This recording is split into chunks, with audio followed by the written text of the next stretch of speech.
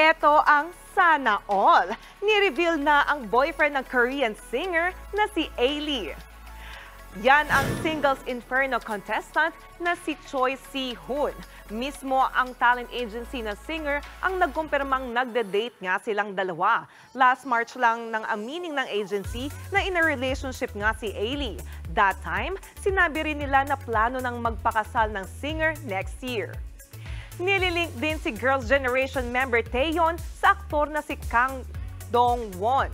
Sa kanyang radio guesting, sinabi ni Dong-won na gusto niyang maghanda ng fancy dinner para kay Taeyeon.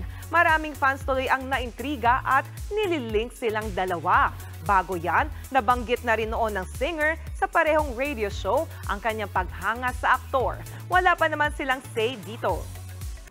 Mga kapatid, Jania Lipon po, laging maging updated sa latest sa entertainment and lifestyle para maging una sa balitaan. Bisitahin at mag-subscribe na sa social media pages ng News 5.